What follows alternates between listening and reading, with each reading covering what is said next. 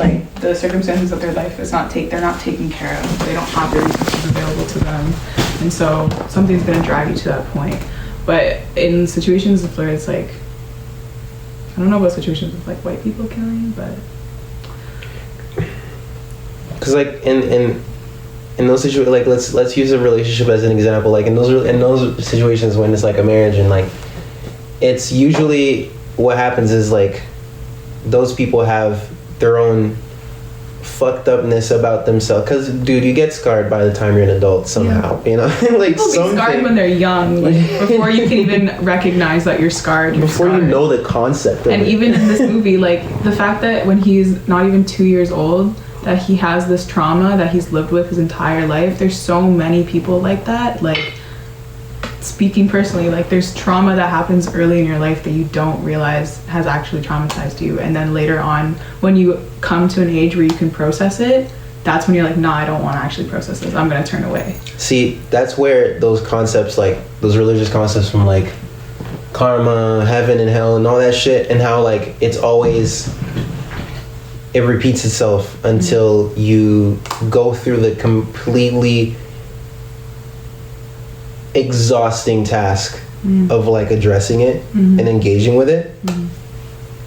Like, he's born into so much history and he can't run away from it, and he has to carry it. That's why all that ancestor shit and like how everyone's like, all of it is just people like dealing with what's there subconsciously that they feel exists, but that they can't really put a finger on.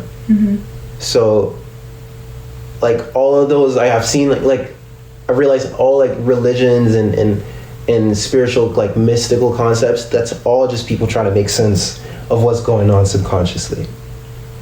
So just the fact that he's born with that, but that's the thing. So when what happens is a lot of people, they never go into it. They never go into that black hole that is like, because it's painful. All of the bullshit, like all of the bullshit that happened, I did not sign up for. So they just try to pretend like it doesn't exist, but it does. And it stays there because 95% of your fucking mind is happening without you being aware of it. Like you're 95% unconscious. You don't really have control. So like it's all, most of who you are is not even consciously, you're not even consciously aware of it unless you use your consciousness to go and look into it. So, but that's 5% trying to look into 95.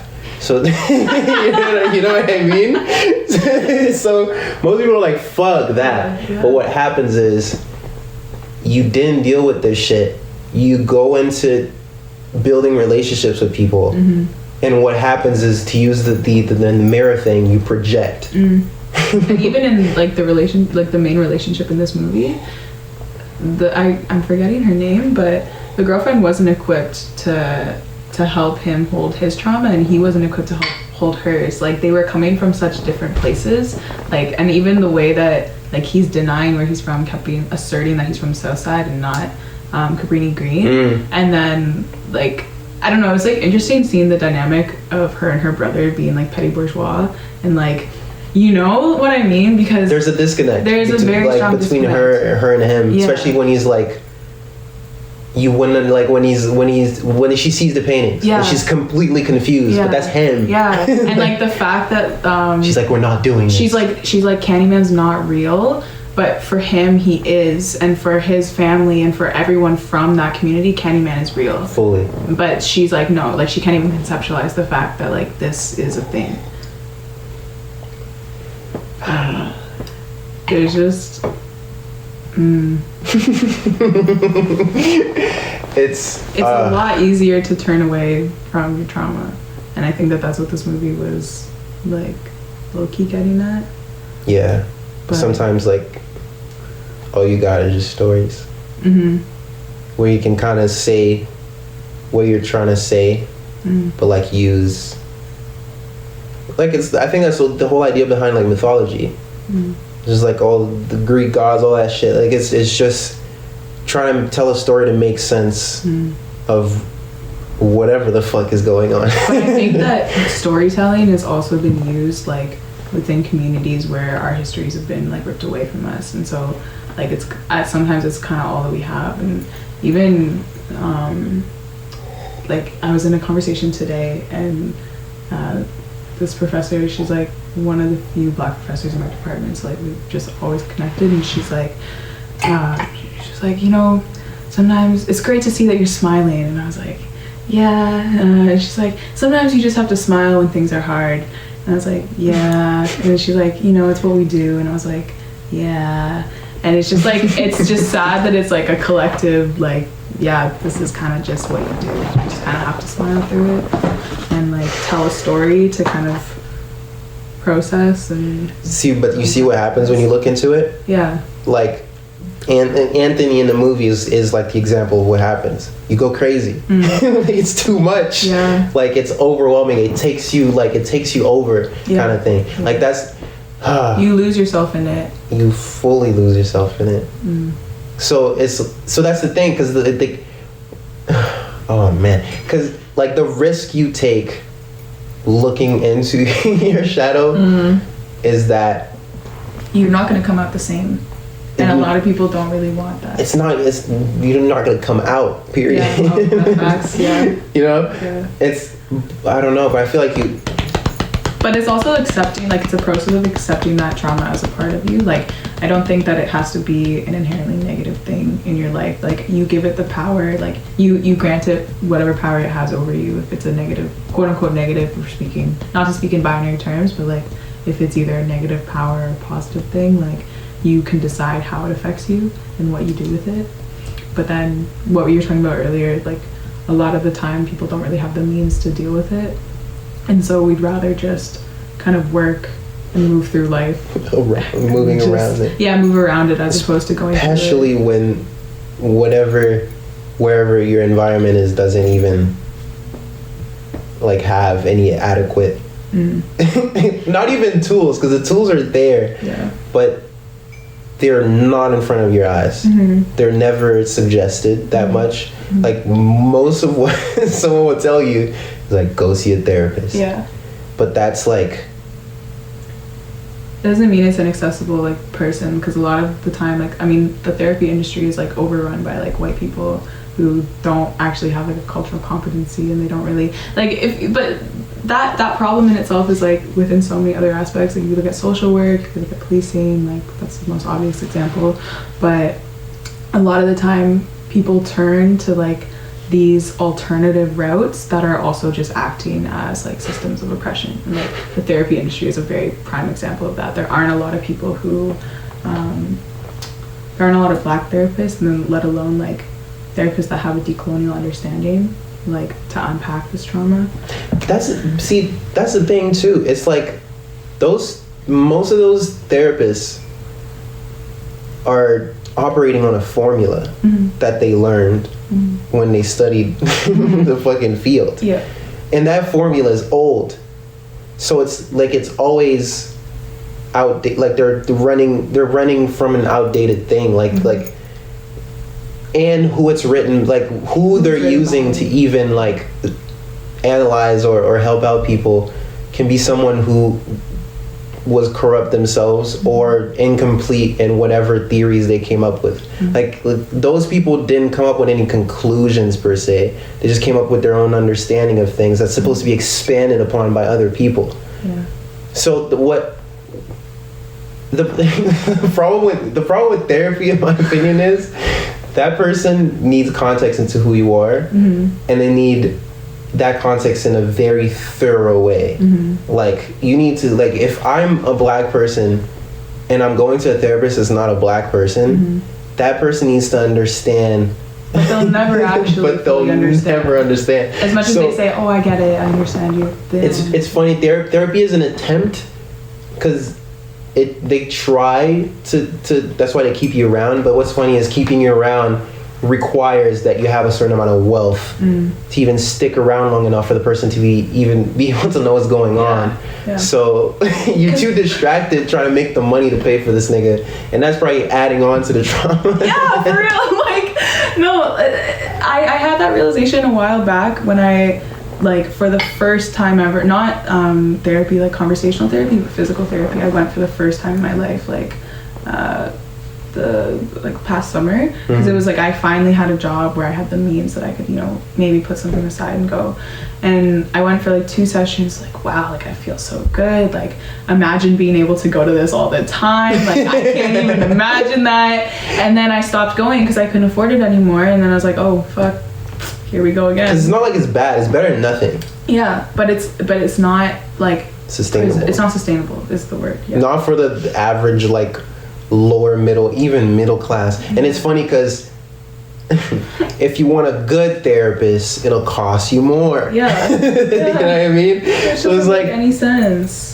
You want to fix me, but like the quality of my being fixed depends on how much money I put in, which requires that I go back into the thing that's distracting me from the fixing. That's traumatizing me. Let me go back into the workforce that all it wants to do, and coming back to that point of just wanting to like extract, like the workforce like just wants to take and take and take, and especially from Black people, all it wants to do is extract labor.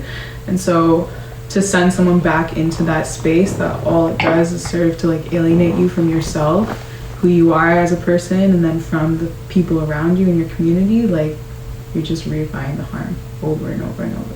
When it's time for college or uni, you move away, go on campus. You get disconnected from your kin. Yep. You're disconnected from your parents. Your parents is like connected to your culture, which is connected to your country, which is connected to your heritage, and you just slowly get more and more disconnected from it. I'm just now understanding like the immigrant parents' is like desire to keep their kids in like the house. Like it's funny because I used to think like why do people are almost at their 30s? Why are people almost at the 30s still living with their parents? Like in my culture specifically, like people will be casually like, because I came here like at 10 years old, so I was still kind of like making sense of the world. So then seeing both those, like knowing that like there's kids growing up, there's kids I knew from like 16, 17, soon as they hit 18, they have to leave the house and go on. So like just seeing that that's a norm here, and then seeing what the norm was at home, and then like growing up and then keeping on like seeing and like learning more about the world, and like now I know why. It's like we're all we got. At the end of and the day, especially when we go into foreign land, which is here from our home, like I think what happens is your parents just want to keep you close so that you remember like forget who you are. Exactly. Yeah. And I always used to think that was like crazy adult parent shit, parents being crazy, but it makes so much sense when you grow up. Well, they also know the harm of the world around, like the world outside, and like the way that it serves to disconnect you from who you are, because at the end of the day, like you don't exist without your family. Like you wouldn't be here without them. Like you would. Not only them, but like everyone that came before them. Like they were your culmination of all of that lineage. That's what's like crazy, because you're born as a culmination of like history that you don't even know. Like I don't even know the full context behind my last name, which is probably a slave master's name. Like I'm saying, like, I don't even know when people ask, like, where you're from, what are you type of thing, like, I give them an explanation, and then they want to know, like, more about, like, my mom, and so I don't really have those answers. And so it's like even they switched their name like when they came here, and so it's like I don't even know where to trace that back to, and so we just have like this quote unquote Canadian name that's like I don't know what this is. Yeah, that too. Like most people have to change their name to fit this. Like I'm just now understanding the perspective of my parents saying that coming here was a sacrifice. Like it is. Because it is. Yeah. Dude, you are compromised when you come here. Because it's not your territory, so you don't have leverage. So coming here you have to get fucked over. But the thing is, from the perspective of my mom with me, especially in the context of like the earthquake, where the country's too poor to be able to like recover, so but the people with the money require that like you do all of these like things that humans should not be doing. Humans are supposed to be doing creative work. That's where we excel. But here I am folding this shirt for the 20th time. You know what I mean? Like, well, that whole process just like serves to continue the cycle of like alienation.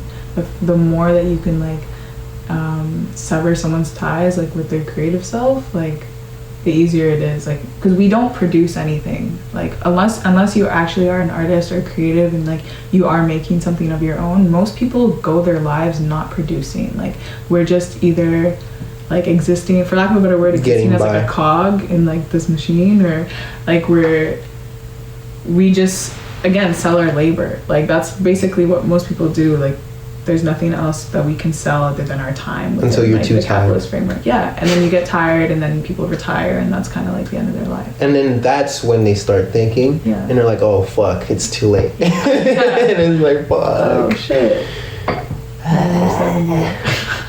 And then you're 70 and you're obsessed with the Candyman, and then what do you do? Wow. Yeah. No, it's like the future's super exciting. The future is exciting, but then, and I try not to be the type of the person that is constantly thinking about the past. Like, I don't dwell on the past, but I want an understanding of it because it's so important to who we are right now.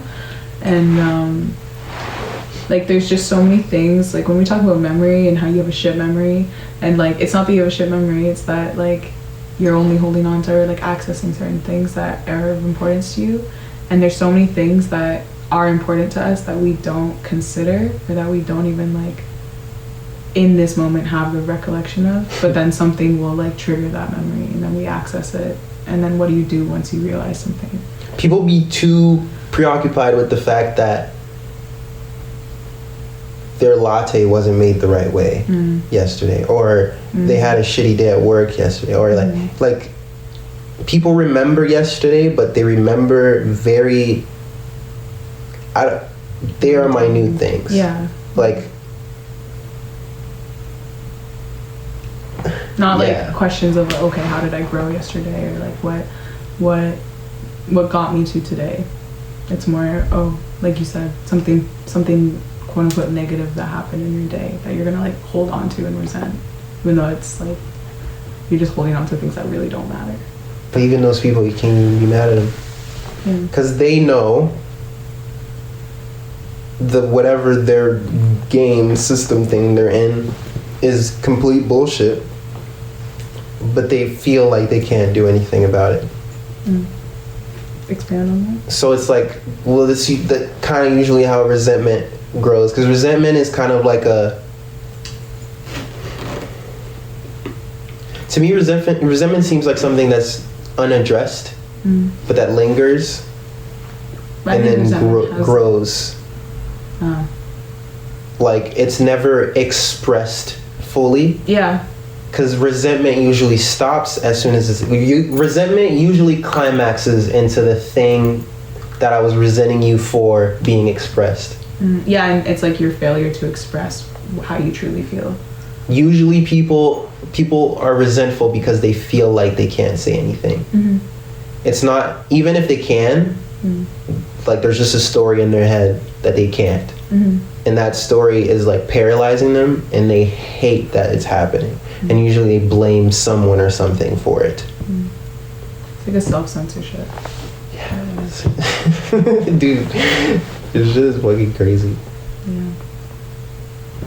And I think what's happening that I think is exciting is we're learning these things at a very young age. Like, more and more. A lot of people don't really, like, because older generations. We have the time. We have access to like so much information that it's like, also in our current state, if we're speaking within the context of the pandemic, like even though it's exacerbated so many of like the things that have held us back or like put us into shitty places, is also giving us a lot of time to think. And like leisure time is one of the biggest privileges like in the world. Like not many people have access to true leisure. And so, not to say that we have leisure in the sense of peace of mind, but I think that it can exist without that, because if you're just existing, you have time to think. Leisure is why leisure. This is wild because I don't have any scientific proof for this, but from the information I've gathered, leisure is what allowed for self-awareness to and self-consciousness to flower in our species, because we got good at surviving to the point where it didn't take a full day anymore, to the point where at the end of the day when you finish hunting and gathering, all you could do was go to sleep. But then humans started being able to collaborate, and then they got good at it to a point where now it wasn't you're getting home at 9 p.m. you're getting home at like 3 or 4. What do you do with that extra time? Why do I even do this in the first place? you're like why am I doing this? Like I'm doing this every day. Where am I? Like, like what the fuck is going on? And then we're here. I think that because I was watching this YouTube video, and it was about this cave that these hikers found, and they found like caveman paintings and like drawings in there, and it was like first time being discovered since it was last left there by whoever left those there. And they like kept guard of it until like officials came in and like barricaded it, and it became a museum for a while. So while they studied it, and then they realized like exposure to people and like to current times is like ruining it. So then they closed it down, replicated it, and then the replication became the museum. But what I liked about that video is I think it was a girl. The girl said, despite all the shit they were dealing with, they had to deal with, they didn't have the technology we did, they had stones and like what we assumed, they had stones and fucking like barely any, the bare minimum of the bare minimum to survive. They still made time to like leave handprints on a cave. Why? To leave their mark on this earth. We don't know, but I think like it comes back to the fact that an inherent part of our species being is to create and to like, I don't think it's to necessarily leave a mark on the world in the way that like Western colonial thought presents it, in terms of like a mark of which outlives ourselves, but a mark like that is something that you pass down to like future generations. I think that that's the point of it. But in the way that like industrialization has like translated that, it's now, we need things that are going to outlive us. Like think about all the objects that we have that outlive us, that don't actually serve a purpose, whereas something like that tells a story, and like it would have, in my opinion, like been left as a way to like tell future generations, we are here, we've always been here, type of thing. Like this is where you come from. This is where you come from. It's because it's like you're self-aware, but you also know you're gonna die. Like being self-awareness also comes with the fact that you know that you're gonna die. So it's like, oh fuck, I'm gonna stop existing. Imagine, are you scared of death? No. Okay, good. Neither am I. I remind myself of it so much, but it's never in a morbid like scary way. It's like it's one of the most grounding things to know that it's coming. Like there's gonna be a time where you'll have been dead for billions of years. You'll be dead longer than you're alive, but like only like dead in our conception of what death is, because you're still alive beyond this life. But the thing is though,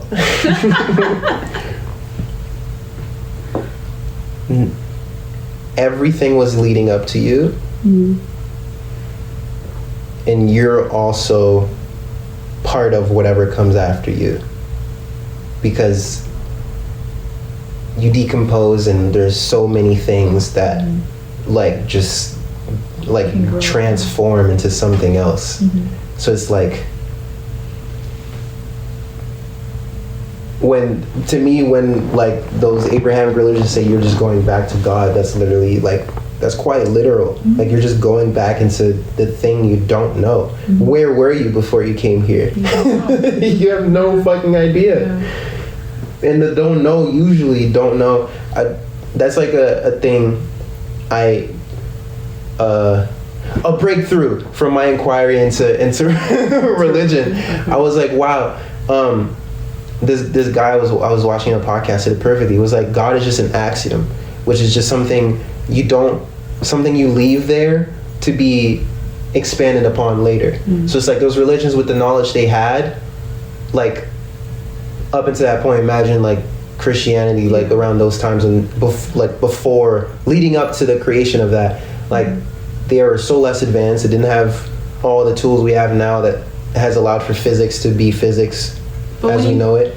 But they still had an understanding of those things, but they just didn't have the words or the means to show them. You see what I mean? Like so what they most of them developed was like symbolism and God. Like God to me is like, God is a word to describe everything you don't know. Okay. So in this way, it's always timeless and it'll always exist as a concept because we're never gonna know. But that's why I think like something as timeless as the concept and understanding of this higher power has stayed around for so long, because there's still so many things that we don't know. And even with like the fact that these symbols that you're speaking of are still around and people still base their entire like epistemology in this, it speaks volumes of the power of it. And the fact that like when you're saying that, oh, they didn't have the tools to explain certain things, like we look back at like ancient civilizations, like they were building shit that we can't even conceptualize how it was being built. It's because like we're so caught up in like industrial tools. That's what I mean though, you know, like because it's not like anything, especially the further back you go in religions and in like spiritual and mystical traditions, like their systems, the further back you go, get the like more and more intricate. Like if you go into Hinduism and it's one of the first ones, because so it's had time to develop, it's so thorough. So like there's so many things that have been said for so many years in Hinduism that are just now being proven by the people in lab coats. Like literally meditation is one of them. Where they're just now finding evidence that it's good for you.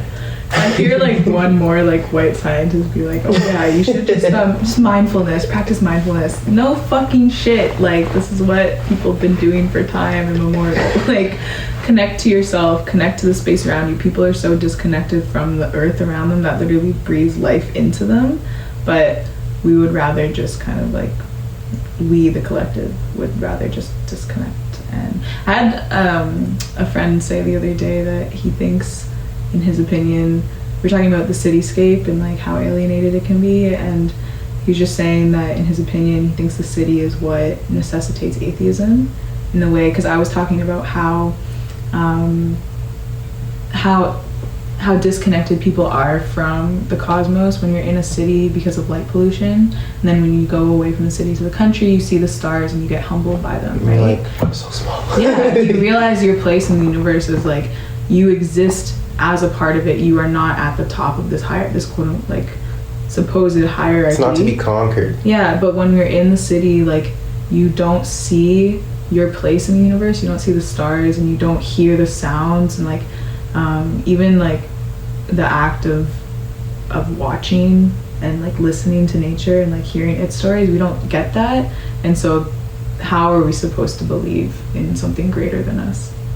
There's no evidence of it around us. All that we think that we give light to the city, we think that we like breathe life into it, when in reality it's the other way around.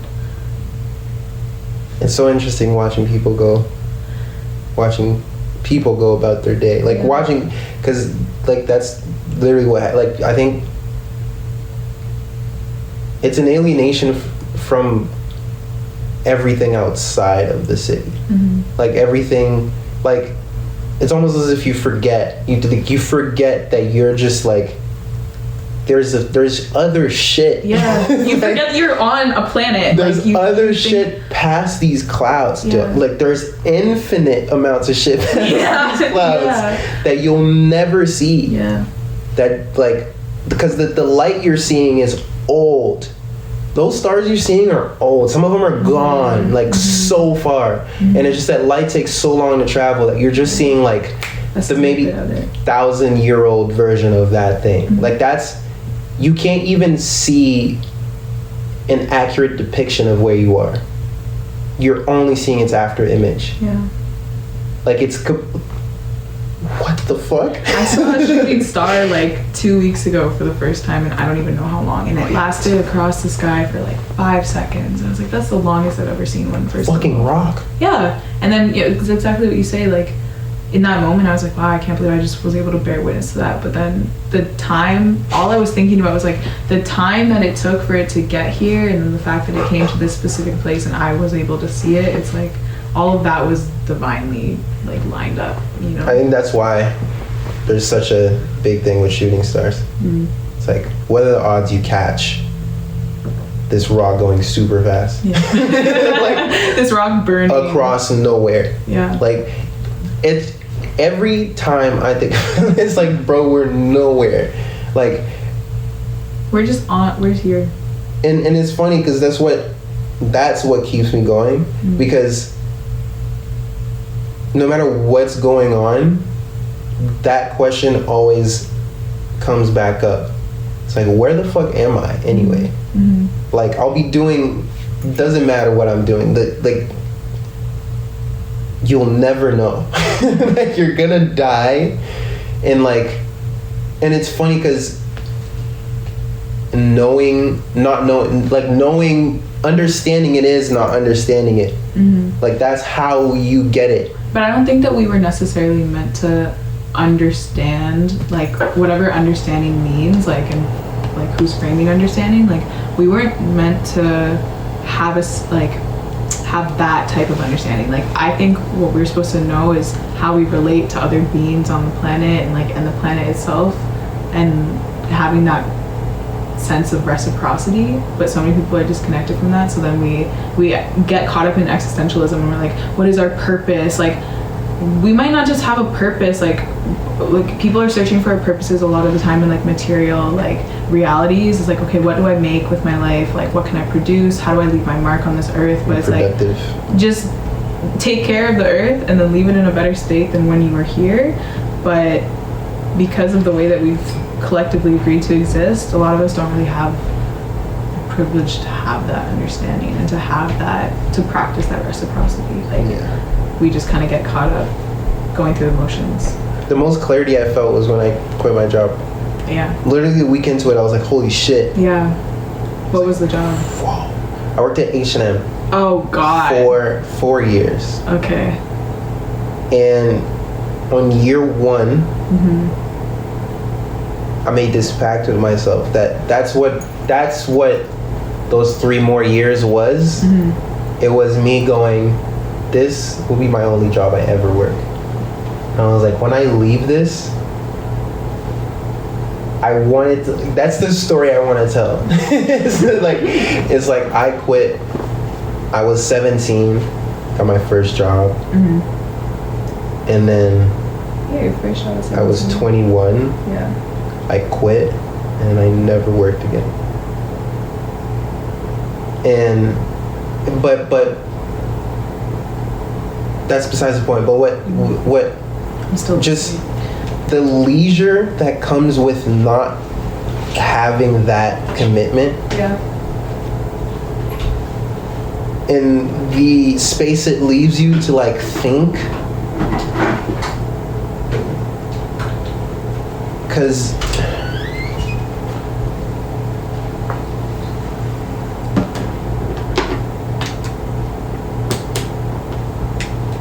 wait, trace it back. You said you felt the most clarity when you quit your job. Yeah. Yeah. So you said you knew. What kind of, like, what got you to the point, like 4 years in, like, why did you know at that point you're like, this is when I stop? Why was it like, why was it that time? Don't know. It was just the time. You know how I quit? How?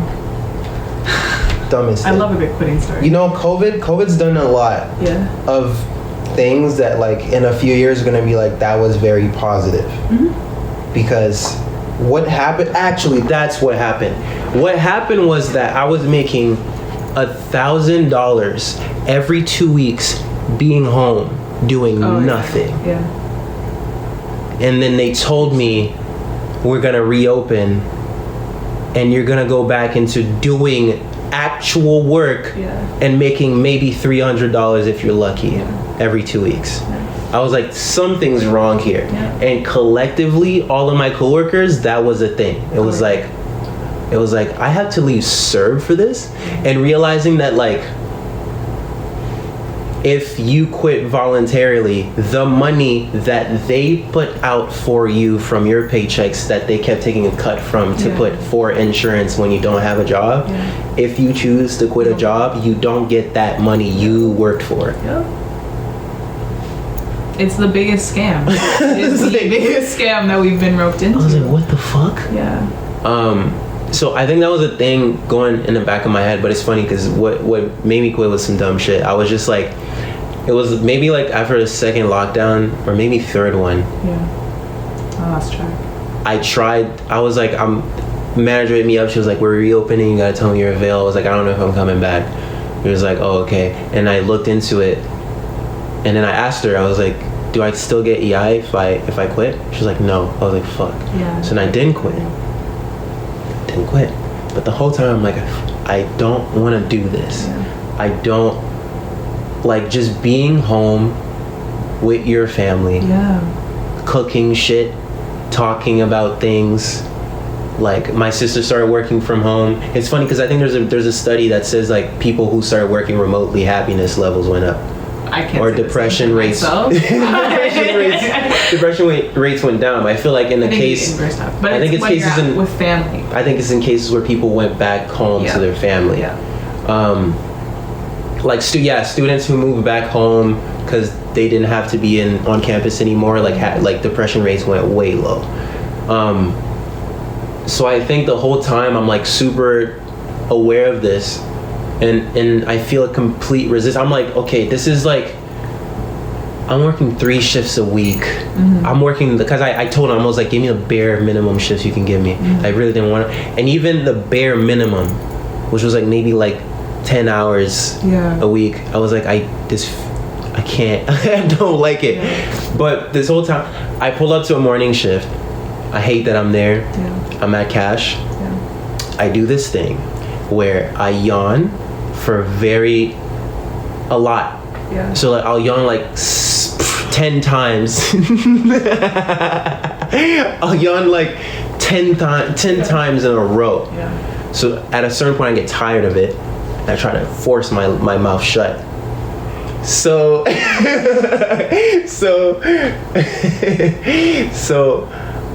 I'm standing there, just cashed out a customer. In my head, I'm miserable. I'm like, fuck, I hate that I'm here. I yawn for the 3rd time, force my mouth closed, pull a muscle in my neck. And I had pulled that muscle before, so like, it was a pain. It was like my 3rd time doing it. First time I freaked out, I thought I was dying. Because it's like every time you swallow, you feel like a knot go up and down. So it's like super uncomfortable and it hurts. But by the 3rd time I'm used to it, but I just know it's inconvenient because I have to deal with this for like the next week. Because it's like a full week before your muscle really like, gets over it. So then as soon as that happens, something in me just defaulted to blaming the entire fact that I was at work. You should, So then I was like, I'm quitting. I was like, actually the thought was, same shift. Pull up to the manager. I was like, what's the process for 2 weeks notice? Do I need like to type something up? She's like, no, you can just like write something down with your pen. And I'm like, really? So then I just go downstairs, I knew, it's funny because I've been working there for a while. Went straight to the back room. I knew exactly what a printer was. I knew exactly where to find paper. Walk there, go to the spot where the pens are.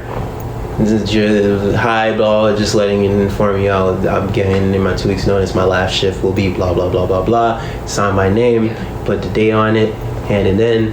Did not show up for the 2 weeks. You don't owe them shit. You don't have to actually show up. No. It was, and that's how I quit. But I think I'm the type of nigga to do that. Like, well, I'll come up with like the most valid arguments for doing something, but then I'll use the dumbest thing as the tipping point. So then it was like, it wasn't really my throat. It was just like, it felt absurd to me that I had to be at work. But it's also like, that's a physical manifestation of the like the way that job is not doing it for you, like the trauma that it's holding on your body and your mental health. Like, yeah, like you just didn't want to be at work. I was tired. Yeah, that's why I was yawning. Yeah. And then it got to the point. That's why I hate when people speak of burnout, because they're using it as a way to like avoid the larger conversation of like, why are we burnt out? Like, why are we using this language as like a cop out for like trauma? You just say it casually. Yeah. I burned out. Oh, I'm so burnt out. But I just took a day off. But I'm here. Yeah. Because now we speak about it as as though it's something like you can just bounce until back the next from. time. Like, no. Like even today in this orientation shit, like the faculty is talking about how, oh, you know, we had a conversation about student and faculty burnout. Okay.